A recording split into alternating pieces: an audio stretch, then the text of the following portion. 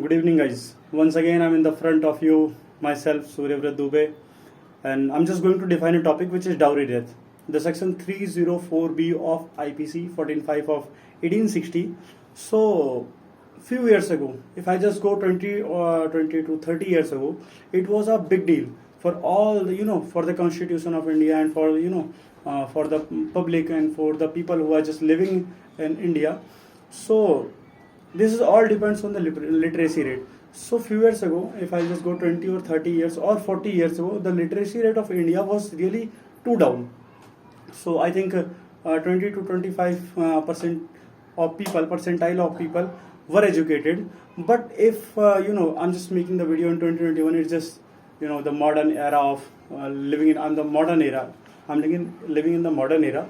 So, the literacy rate of this era is around 60 to 65% in India.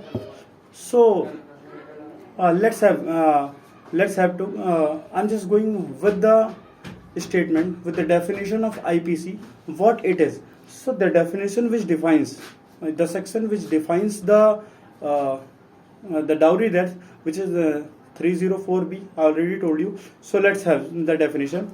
Where the death of a woman is caused by any burns or bodily injury or occurs otherwise under the normal circumstances within 7 years of the marriage. And it is shown that the soon before her death, she was subjected to cruelty. She was subjected to cruelty or harassment by her husband or any relative of her husband. Now, what it is, completing the definition, her husband, for in the connection with any demand for dowry, such death shall be called dowry death. So, there is 2-3 points which is just, raised. I read the definition in the front of you guys. So, have you just mentioned what it is just, the main points, which of the dowry death? It is, some key points are, woman is caused by any bodily injury or burns. Now the next point, you must have to understand some key points, which is woman is caused by any bodily injury or burns within the 7 years of death, within the 7 years of marriage, soon before her death. What happened soon before her death? Can you just feel, the marriage occurs, suppose that in 2021, after 7 years. So soon before her death, suppose that within 7 years or soon before her death, what happened? What the last note, or is there any just bodily injury or cruelty by her husband, or cruelty by her husband or the relatives of her husband? So there is too many things. The key points. So suicide is also covered under this. Suicide is also covered. So now I'm just going to tell you 2 or 3 more points. So what is the punishment of dowry death? So it is already defined in 304B with the explanation too, that if someone caused dowry death, the punishment, he will be liable for 7 years, or for the life imprisonment. Now, I already told you the cruelty of husband. So what is cruelty? Cruelty क्या है और harassment क्या है? So cruelty किस section में IPC का define होती है और कहाँ डिफाइन होती है? तो क्रुएलिटी जस्ट डिफाइन अंडर 498 ए इन IPC. Also cruelty bye husband और हर रिलेटिव्स और his relatives, bye her husband also by his relatives with in 7 years. There is lots of points. So dowry death was a big issue, but nowadays if I just say dowry death is not a big issue. There is not too many cases around in India. There is not too many cases because the literacy rate is just getting right. The people